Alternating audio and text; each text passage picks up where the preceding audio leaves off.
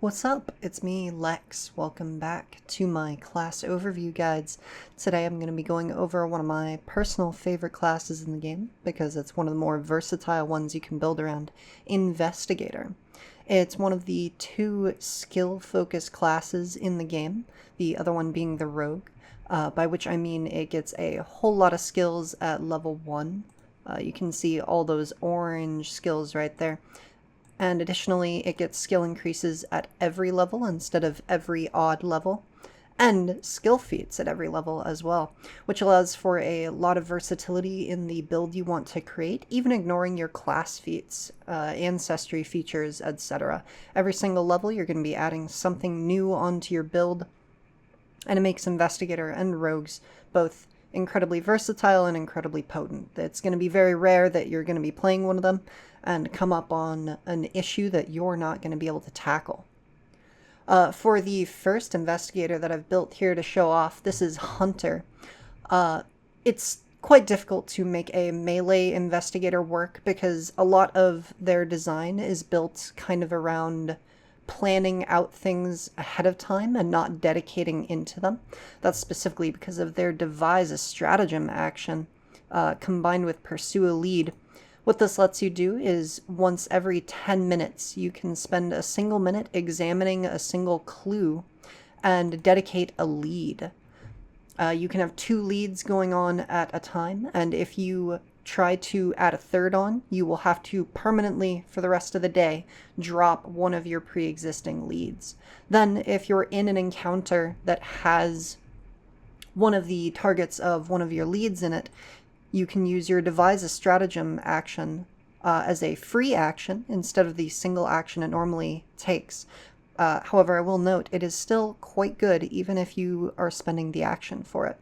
What devise a stratagem lets you do is roll a d20 while looking at a creature you can see, and if you strike them later in the round, you use the result that you rolled on the d20 rather than rolling. This is big because it essentially gives you kind of this idea of balancing your actions and planning preparation into your turns. You know, if there's only one enemy even and you're spending actions, like the absolute worst case scenario, if you spend that action on devise a stratagem and then you're not able to deal damage to them, something you can do is run in and maybe try to grab them with an athletics action. That's not what I built here, just for the record, but that's the type of stuff that you can get up to with this, is you can see, oh, I'm not going to hit with my attack roll, so I should either attack someone else or use my actions in a different way. Another effective way that you can utilize this is by having some cantrips or other attack roll spells in your repertoire that maybe if you have an unsuccessful devise a stratagem, you can shoot off some needle darts, or perhaps a disintegrate if you're at a particularly high level, especially if you have scrolls and the ability to cast from them, etc. It provides you a whole lot of versatility in what you can do, and there's a lot of things you can stack on top of it.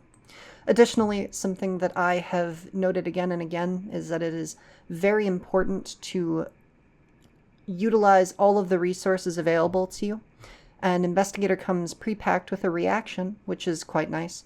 It's not the most powerful reaction. Once every 10 minutes when another creature attempts a check to investigate a lead you're pursuing, and that's not a capital I investigate. This is not referring to the exploration activity. This is like a lot of Investigator by necessity defined in kind of soft language where the GM has to interpret what is and isn't applicable, but generally speaking, for example, something like maybe exploiting vulnerability from a fellow thaumaturge, definitely recalling knowledge, or attempting to seek something that's hidden. For example, you would be able to spend your reaction to give them a bonus to their check, which is something that pursuing a lead also gives you, is bonuses to skill checks while investigating your designated subjects. Moving into the methodologies, there are 4 of them. We're going to be going over 3 of them today. The first one that we have on Hunter here is interrogation. This is more about kind of like honing in on one guy, focusing, talking to them. You become trained in diplomacy. You get the no cause for alarm skill feat, and you can pursue a lead over the course of a conversation, as long as it still takes a minute or longer. So you could simultaneously make an impression and pursue a lead. And you also gain the pointed question action. Admittedly, the ability to pursue a lead over the course of a conversation is not super useful, especially because not a lot of game masters run social encounters. But it is still there, and it is still quite useful to be able to say, hey, GM, while we're talking to this guy, if we get him to monologue, you know, maybe an enemy is going on a long speech about everything he's going to do, you can have an excuse here to pursue a lead even if you hadn't picked up on clues or had the opportunity to find clues beforehand. Pointed question is also somewhat decent. It is the interrogation methodology's special granted action. It lets you spend an action to ask a question of a non-allied creature you can see and have been conversing with. Again, soft language makes this difficult depending on the game master. This could extend as far as mid-combat, as long as I've talked with them a little bit, or I've been spending all of my recommended words per round talking to them in the middle of the combat. Or your GM might rule that you can't do this in the middle of combat. I certainly would, and I've found success with that. It lets you make a diplomacy check against their will DC, and then on a critical success or success, they need to directly answer your question. They don't have to answer truthfully, but then that gives the opportunity to see if they are lying, which means that you get some information. It's come up very, very rarely, but it has the ability to have some very fun moments at the table. Moving on to no cause for alarm, this is just granted to you. Lets you spend 3 actions to attempt to calm down all of your allies, usually. Although it's all creatures within a 10-foot emanation around you. As for Hunter here, I tried to make a functioning melee investigator. And what I kind of honed in on here is that when you're devising a stratagem, the only situation... Well, I'm not going to say the only situation, but generally speaking, devise a stratagem allows you to substitute your intelligence modifier for whatever your attacking modifier would be, strength or dexterity, if you're using an agile or finesse melee weapon or a ranged weapon. And my thinking here is that if you're not going to be able to take advantage of that consistently, as you might not be able to with a melee investigator because you don't have nearly as much flexibility in who you're able to target or what attacks you're going to be making, you might as well make the most out of your normal attacks, since you won't be able to access your strategic strike. This is a damage bonus that you get when you use your intelligence modifier for an attack. And so I picked up the Gata to be able to maximize both of these, together with the Takedown Expert class feat, which allows you to use your intelligence modifier in attack rolls, in addition to agile and finesse weapons, one-handed club weapons as well. And so the Gata is a one-handed club that does a d8 of damage. It is a... advanced weapon. However, as a human, you can take unconventional weaponry at level 1 to gain access, additionally, to the uncommon item, as well as become proficient with it, which allows us to have this Gata. And so the plan here is to two-hand the Gata so that you're dealing d12s of damage. And then whenever your devise a stratagem would give you a critical hit, then you can drop a hand off of the club and deliver that critical hit with strategic strike through your intelligence modifier, dealing the extra damage. Otherwise, you'll be capitalizing on the fact that you have a high strength modifier and a d12 weapon, as well as the ability to backswing, which is something. It's essentially agile for follow-up attacks, as long as you missed. Additionally, we've equipped a gauntlet bow onto either or even both of our hands so that if we release a hand off of our gata, we can then also make ranged attacks. So if you're caught in a situation where, say, you pursued a lead against your target, it was a poor roll, so you decided to move up to a different opponent and start attacking them with your gata. And then on your next turn, you continue to pursue a lead against the opponent that you're now away from, and you would be able to land a critical hit. You can simply release a hand from your gata and shoot an arrow off at them for critical damage before two-handing your gata and continuing on. Gives you some flexibility there. Additionally, we take armor proficiency from our versatile heritage so that we can maximize our armor class using our strength with some medium armor. We also pick up a adventurer's kit and healer's toolkit. We have 5.5 gold left over for whatever you might please. And at level 2, we're going to be picking up Bonmo because it keys off of diplomacy, which is our granted skill from interrogation. This allows you to spend an action to attempt to distract an opponent within 30 feet, giving them a penalty to their will saves for a minute. It's a very good supporting action for your caster. And as an investigator, it's always good to have backup actions, especially as a skill class. You have so much access to them that it's always a good idea to have those in your pocket in case your devise stratagem isn't perfect. Solid lead as well allows you to designate a solid lead once a day. When you would give up on the subject of a lead, you can instead make it your solid lead for the day. And that allows you to, as a single action, go back to it at any point. More or less, if you find something particularly important, you can be like, I want to not let go of this, and I can pursue other things as I go through my day, but if we run into this later, I can switch right back to it, keep taking advantage of devise a stratagem. It's an excellent ability. Moving on to level 5 and our second build, I have Skanner. Skanner here is kind of more of like a scouting, knowing a lot of things, being the party's more of a skill class than Hunter, who is more getting up in the fray and taking advantage of some of the abilities Investigator has in action flexibility, going one way or the other, planning turns ahead of time. Skanner here has a focus on knowing things and staying in the back line. You can see here a short bow and some leather armor along with a full dexterity focus. Just some simple provisions here. I left a lot of gold for picking up various options depending on the circumstances of whatever you're going into. At level 1, we pick up Trick Magic Item.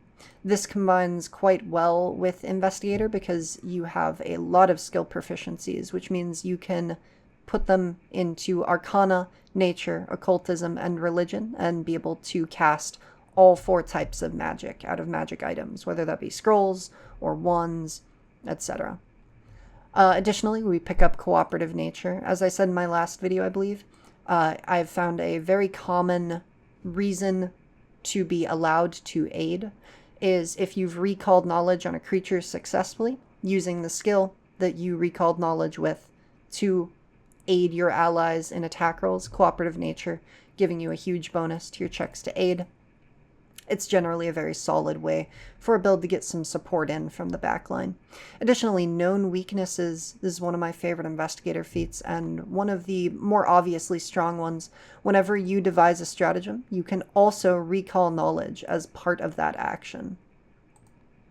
And if you critically succeed, you even get a bonus to your attack roll on that devise a stratagem, and you can give it to all of your allies as long as they take their attacks before the beginning of your next turn. A lot of stuff going on in known weaknesses. It gets you a lot of information, especially if you stack up some feats like Know-It-All that give you additional information later on. Additionally, we're going to be going with the empiricism methodology. This one is all about kind of walking through places and knowing exactly what's going on. being very adept at picking things up, as Skanner is designed to do. It gives you the That's Odd Investigator feat at level 1, a whole feat, and the Expeditious Inspection free action.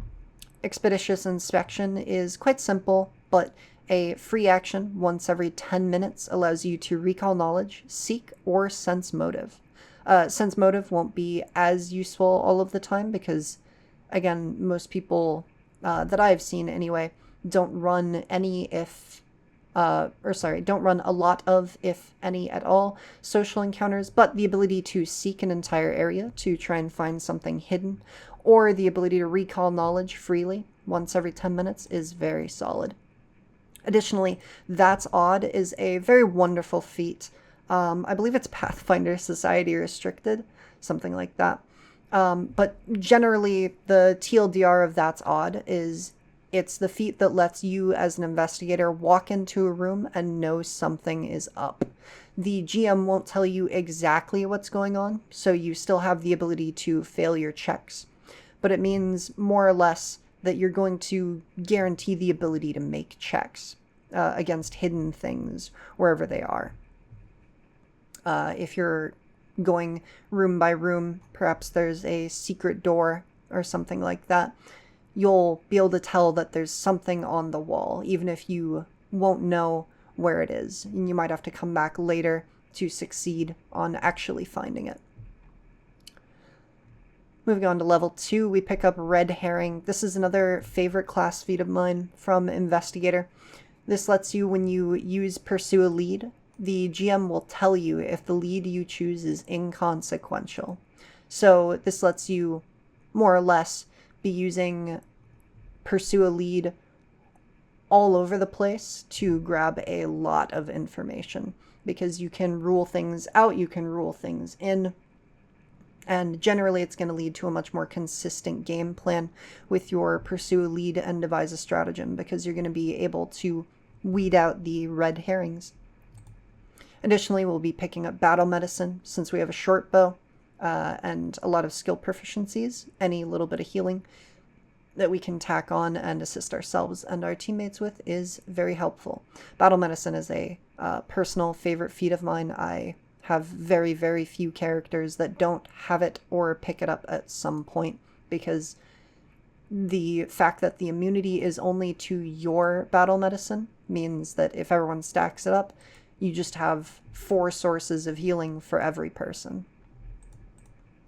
At level 3, we pick up Fleet, because moving around a lot is quite useful. Intimidating Glare to get some length out of our intimidation proficiency. More third actions, very good. At level 4, we're going to be picking up Ongoing Investigation. This is another very good investigator feat. Even though it's very unassuming, this allows you to move at full speed while investigating, and lets you use another exploration activity while investigating, though that one will bring you back down to whatever the slower speed is that your party will be going by. This first bit isn't super important to most parties, because unless other people have this effect or are abstaining from exploration activities, you're still going to be moving slowly. But the ability to double up on activities is quite important, because investigating gives you, context about the things you're encountering. Searching lets you avoid traps, find secrets, etc. Scouting gives everyone bonuses. Repeating spells can also be very useful. There are a lot of reasons you would want to have multiple exploration activities, and this could even pair very well with a melee investigator, being able to keep up a shield to defend while you're still investigating. Additionally, Skanner here is going to be a dedicant of Pharasma with a Pilgrim's Token. It's a fun level 1 skill feat that allows you to have a Pilgrim's Token on you, and then if you match with an enemy in initiative, you go first instead of them. It's very fun. At level 5 as well, we're going to be picking up Incredible Initiative. We want to be going first because we're quite good at getting all this information and taking advantage of it. So that's always just a good thing to have. And Recognize Spell is another very solid skill feat for any class, but especially ones that are able to be trained in all 4 of the magic skills. Moving on to our last investigator here. Here's Doc, the investigator, level 7. This investigator is going to focus mostly on being able to support their teammates while getting out some solid hits from the back line. A reminder, this whole time in many combats, you're going to be able to roll a d20 on an enemy you can see, know what the result of your attack might be from the back line, and dedicate actual actions to it or not at your discretion. And Known Weaknesses adds recall knowledge checks to that, whether it is a free action or not. Incredible action compression here, and a lot of flexibility in what you can do. And apparently they're going to be adding even more to it in Player Core 2, which I'm excited to see. They said there's going to be some ability to use your devise a stratagem on skill checks, be able to like know how you're going to do on, say, a battle medicine or something. So I'm excited to see how they implement that. For Doc here, we're going to be picking up Fleet because you want to be running all over the battlefield. Toughness as well because we're going to be closer in towards the front. And Known Weaknesses so that we can be getting more information, bonuses for ourselves and teammates. Forensic Medicine is going to be the methodology we choose here. This gives you the Forensic Acumen and Battle Medicine skill feats. And additionally, when you use Battle Medicine, on a success, the target recovers additional hit points equal to your level, which is very nice. And the target becomes temporarily immune for only an hour instead of a day. So a lot of things being put into this one methodology. It's allowing you to run all over the battlefield, heal people, heal them for more, heal them multiple times a day where they otherwise would not be able to do so. And Forensic Acumen even gives you the ability to do some forensic investigations, which is very fun. At level 2, we're going to be picking up Assurance and the Medic Dedication, Assurance for Medicine skill. Because we're an investigator, we're going to be opting in towards kind of a very consistent gameplay style here. So picking up Assurance and Medicine, and not having any, not relying on our wisdom bonuses either, lets us use Assurance specifically to guarantee certain results and not worry too much about variability while we put out a lot of healing. The Medic Dedication additionally gives even more extra HP when we heal with Battle Medicine or treat wounds, goodness. And it lets you also use Battle Medicine on a creature that is currently immune once a day, or even once an hour once you become a master in medicine. It's quite good. This lets you, double heal someone, do more healing. It's a whole lot. A level 3 Incredible Initiative. Again, it's always good to be high in initiative. Well, just about always good. And so this gives us some bonuses there. Continual Recovery, along with Ward Medic at level 5. These are just go-to if you're going to be the medic for your team. You want both of these generally as soon as possible. The placements of many of these skill feats can go higher or lower depending on your party's needs. This is just what I built. Continual Recovery lets you just repeatedly treat wounds. Ward Medic lets you heal multiple people at once. Level 4, we're going to be picking up Doctor's Visitation, still from the Medic Dedication. This allows you to, once a round, as your Flourish action, stride and then either Battle Medicine or treat poison. You can also spend a second action on Doctor's Visitation to stride and then either administer First Aid or a Treat Condition. Additionally, we'll be picking up Treat Condition here at level 4. It's a skill feat from the Medic Dedication. It allows you to attempt to counteract conditions, specifically clumsy, enfeebled, or sickened. There's no limitation on how many times you can use this, but you can use this to help out your allies in and out of combat with various debuffs that they might face.